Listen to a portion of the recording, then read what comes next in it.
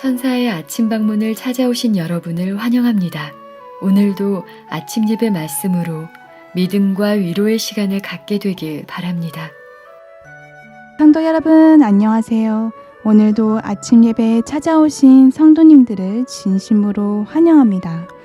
주님을 정말 신뢰하고 믿으면 우리 삶 속에서 어떤 변화가 생길까요? 오늘 말씀을 통해 그 답을 찾고 하나님께서 저희에게 주신 귀한 선물을 받아 참된 평안과 소망 가운데 사는 성도님들 되시길 바랍니다. 이제 기도하겠습니다.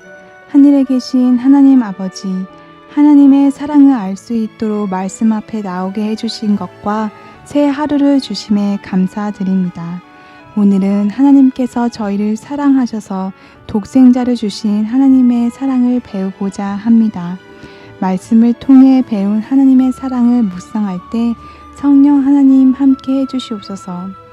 하나님, 성경의 탕자와 삭개오와 같이 은혜 안에서 거한 자들에게 나타난 변화가 저희 안에서도 이루어지도록 도와주시옵소서. 이 모든 말씀 예수님의 이름으로 기도드렸습니다. 아멘. 안녕하십니까 성도 여러분. 주께서 오늘도 우리에게 소중한 하루를 주셨습니다. 오늘 우리는 주께서 주신 소망에 대해서 묵상하려고 합니다. 만일 우리가 하나님을 몰랐다면 우리 인생이 어떻게 되었을까요? 아주 어둡고 소망이 없고 이 세상을 외롭고 슬프게 살았을 것입니다. 성도 여러분, 하나님께서 계시다는 사실 자체가 우리에게 큰 소망과 위로가 되는 것입니다. 우주의 왕이 계신데 그분은 우리를 정말 사랑하는 분이십니다. 반드시 우리를 하늘로 데려가기 위해서 모든 것을 주시고 최선을 다하고 계십니다. 성도 여러분, 그것이 우리에게 소망이 되는 것입니다. 하나님의 사랑이 우리에게 소망입니다. 오늘 본문 성격절 요한복음 3장 16절이죠. 하나님이 세상을 이처럼 사랑하사 독생자를 주셨으니 이는 저를 믿는 자마다 멸망치 않고 영생을 얻게 하려 하심이니라. 성도 여러분, 구원을 하는 조건은 아주 분명하고 단순합니다. 우리가 주님을 정말 믿고 신뢰하면 멸망치 않고 영생을 얻을 수 있다고 했습니다. 주님을 정말 믿으면 우리는 주께서 인도하는 대로 따라가게 됩니다. 그래서 사탄이 우리의 구원을 막고 방해하려고 애써도 결국은 구원받게 되는 것입니다. 우리가 주님을 믿고 따라가기 때문에 말이죠. 그래서 주님을 믿는 사람들은 어린 양이 인도하는 대로 따라간다고 사도 요한이 말했던 것입니다. 본문을 읽겠습니다. 우리는 예수님의 사랑을 명상해야 한다. 곧 개인적으로 우리와 관련된 그분의 사명과 일을 명상해야 한다. 우리는 예수께서 나를 너무 사랑하심으로 나를 구원하기 위하여 당신 자신의 생명을 주셨다라고 말해야 한다. 성도 여러분, 우리는 주께서 우리를 위해서 베푸신 사랑과 희생, 그분의 사역을 늘 생각하고 바라보아야 합니다. 우리 입에서 주께서는 나를 너무나 사랑하셔서 당신의 생명을 주셨습니다. 그 생각을 할 때마다 내 마음이 감사와 은혜로 채워집니다. 라는 고백이 흘러나와야 합니다.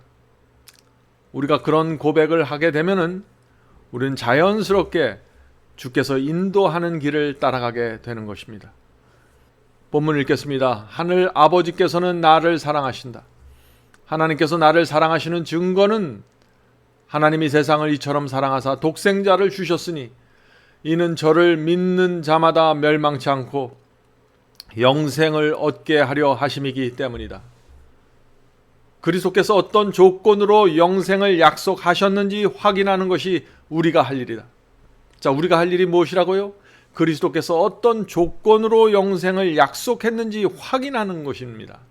내게 영생의 조건을 말해보라고 하면 그것은 우리의 믿음에 달려 있다고 대답하겠다. 성도 여러분, 영생의 유일한 조건은 믿음이라고 했습니다. 하나님께서 나를 구원하기 위하여 당신의 독생자를 십자가 죽음에 내주셨다는 그 사실을 믿으면 영생으로 들어간다는 것입니다. 그러나 동시에 우리는 예수께서 남기신 이 말씀도 잊지 말아야 합니다. 그 말씀이 똑같은 요한복음 3장에 나옵니다. 요한복음 3장 36절. 아들을 믿는 자는 영생이 있고 아들을 순종치 아니하는 자는 영생을 보지 못하고 도리어 하나님의 진노가 그 위에 머물러 있느니라. 오늘날 많은 그리스도인들이 이 말씀을 놓치고 있는 것입니다. 자, 이 말씀이 무슨 뜻입니까? 주님의 십자가 사랑과 은혜를 믿으면 영생인데, 그러나 주님의 말씀에 순종하지 않으면 영생이 없고 도리어 하나님의 진노가 임하게 된다는 것입니다. 자, 왜 순종하지 않으면 멸망당하게 될까요? 그것은 그 믿음이 거짓이기 때문입니다. 하나님께서 아들을 죽이면서까지 구원하려고 하시는데 그 사랑과 은혜를 정말 믿는다고 말하면서 순종하지 않으면 그것은 진짜 믿음이 아니라는 것입니다. 그래서 하나님의 진노가 임한다는 것입니다. 성도 여러분, 하나님의 사랑과 희생을 진심으로 우리가 믿으면 우리 마음과 삶이 변화됩니다. 말씀에 순종하지 않을 수 없는 것입니다. 자, 계속해서 읽겠습니다. 얼마나 많은 사람이 그분께서 나를 구원하신다라고 말할 수 있는가? 내가 알기에 그분께서는 내가 구원받기를 원하신다. 그분께서는 나를 당신이 보시기에 가치 있는 것으로 간주하신다. 그러므로 나의 생각과 말과 행위와 모든 것이 그분 앞에서 가치 있는 것이 되어야 한다. 그리스도의 보혈로 산 것과 관련된 모든 것은 하나님이 보시기에 가치 있다. 우리의 구속을 위하여 지불된 대가에 의하여 우리는 온 애정을 그리스도께 바치고 싶은 소원과 갈망이 있어야 한다. 그것이 보혈의 피로 죄사함 받은 태도이다.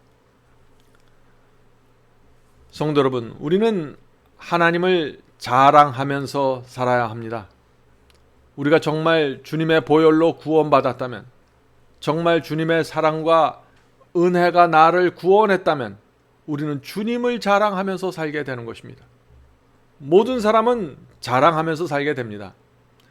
그러나 십자가의 피로 거듭나고 새 마음을 받으면 큰 특징이, 분명한 특징이 나타나는데 그것은 우리의 자랑이 바뀌는 것입니다. 여러분의 인생에서 자랑이 무엇입니까? 자녀입니까? 건강입니까? 재물입니까? 아니면 교육입니까? 로마서 5장 보겠습니다. 로마서 5장 2절 3절입니다. 우리가 믿음으로 서 있는 이 은혜에 들어감을 얻었으며, 자, 주님의 은혜에 들어간 사람의 특징입니다. 이 은혜에 들어감을 얻었으며 하나님의 영광을 바라고 즐거워하느니라.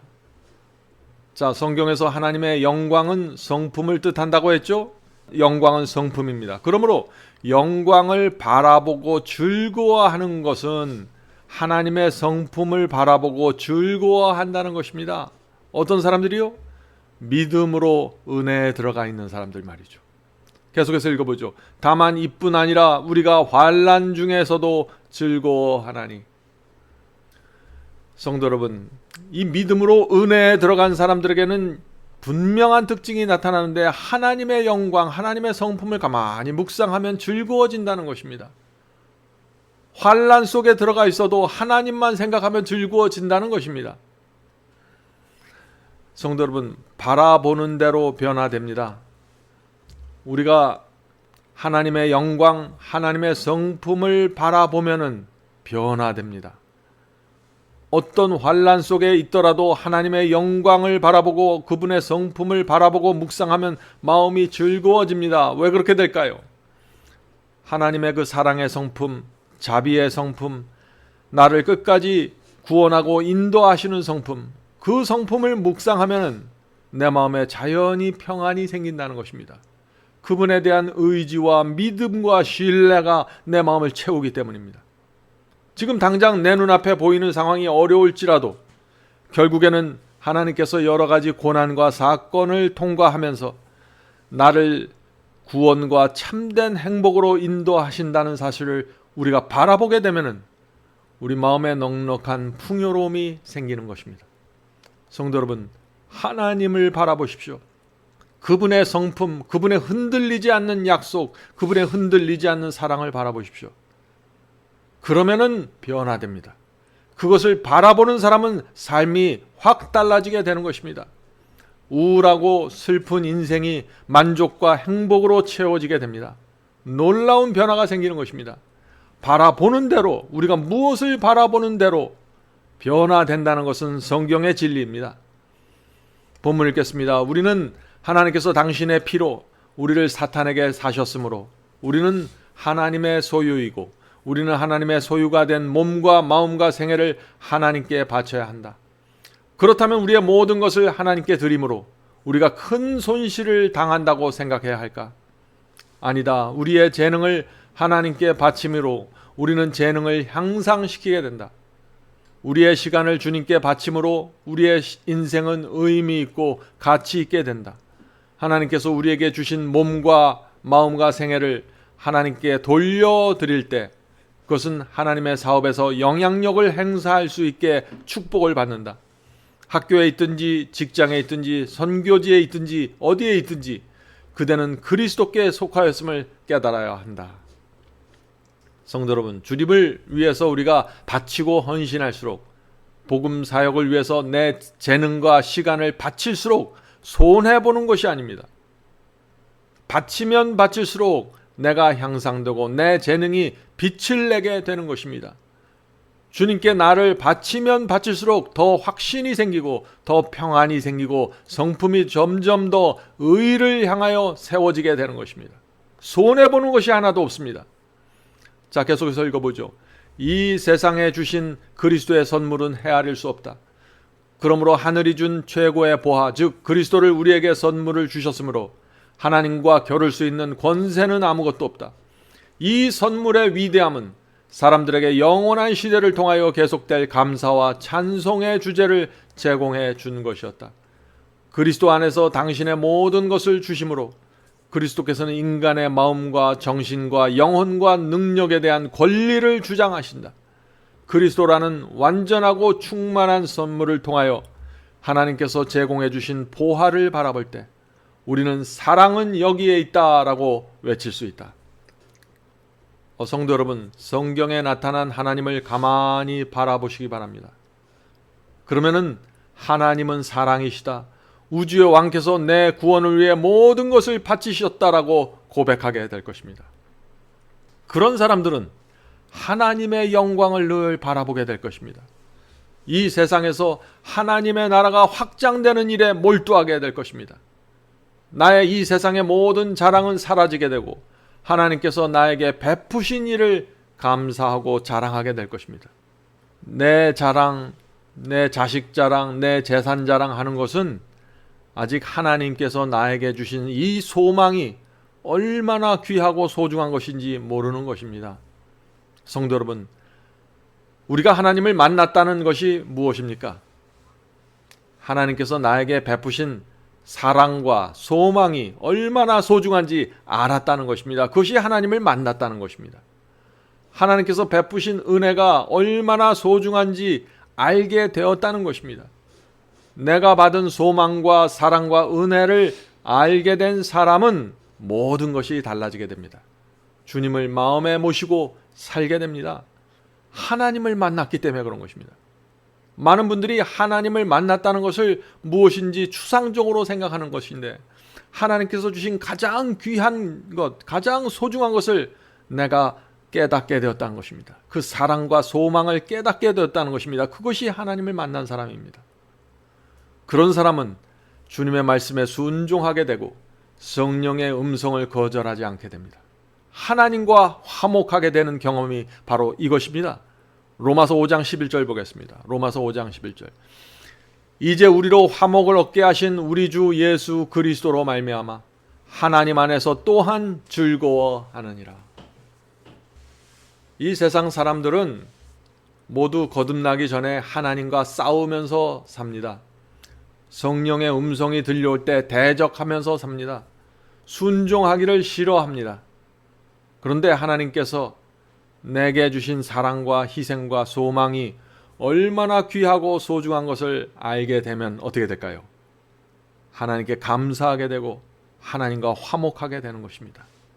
더 이상 다투지 않게 되는 것입니다. 이것이 거듭남이고 칭의이고 의롭다 하심을 받는 경험입니다.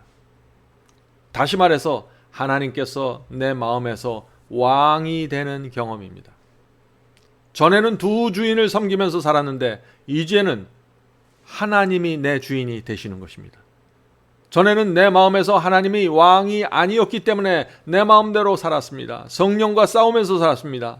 그런데 하나님의 사랑과 소망과 은혜를 알면 하나님께서 내 마음과 생애 속에서 영광의 왕으로 나타나시는 것입니다.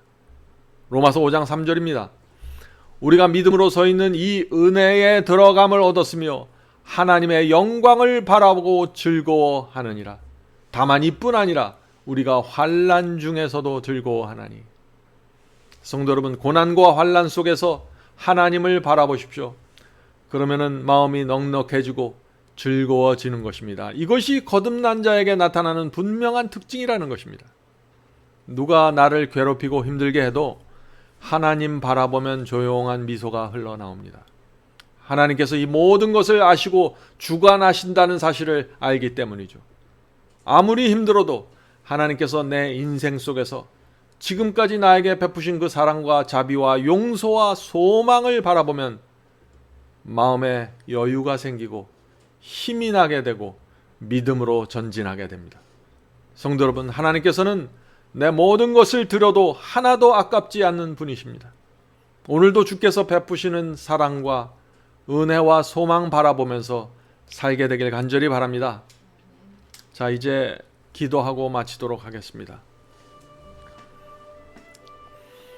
하늘에 계신 아버지, 이 세상이 어렵고 풍파가 많고 외롭고 슬프지만 주께서 저희에게 주신 소망을 생각할 때마다 저희가 마음의 풍요로움을 느끼게 되고 하늘의 아름다움을 느끼게 됩니다.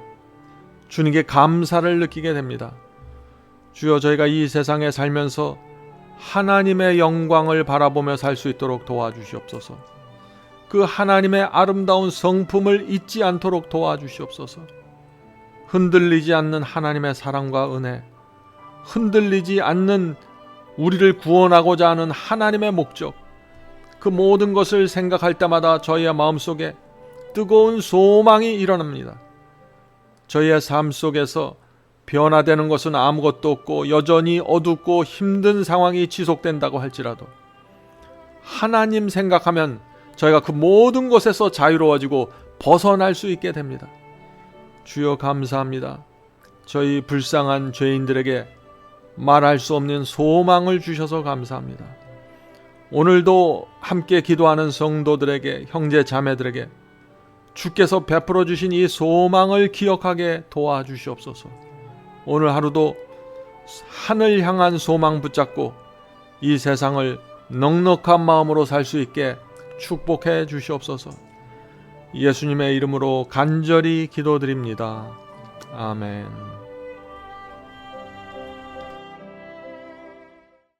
성도 여러분, 마지막 사명에서는 아침 예배 채널을 유튜브에서 별도로 운영하고 있습니다.